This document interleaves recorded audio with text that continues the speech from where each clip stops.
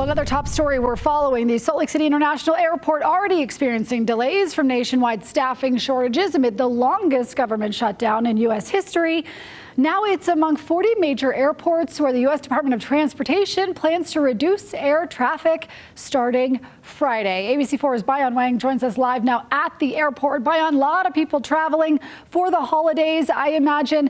How are they planning to deal with these significant delays? Well, that's the thing. You plan ahead of time for the holiday season traveling rush, but now that's all up in the air. In terms of those air traffic reductions, it's going to start at 4% here at Salt Lake City Airport, and then it's going to incrementally build its way up to 10%. Of course, that's all contingent on whether the government stays shut down. Watch. We are headed to Disneyland. The happiest place on earth, as they say, but Heather Sudweeks and her family would be even happier if they make it back home Sunday. That would be bad. Yeah. Go to California or go to Disneyland and don't come back. But yeah. Is that so bad though? Extended trip in California?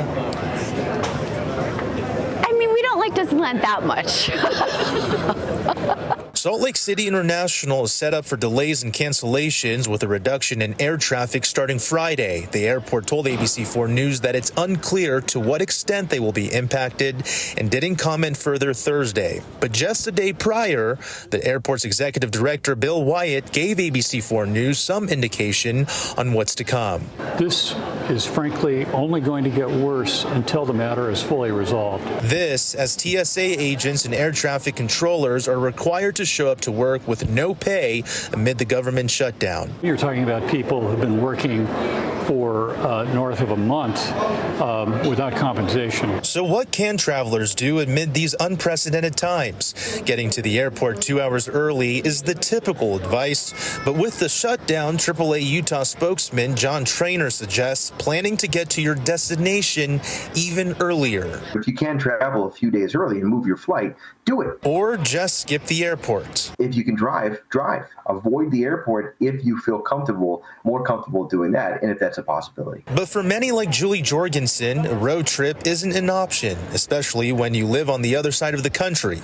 Her husband warned her before she left. Well, he just said you might make it out there today, but you probably might have issues coming home.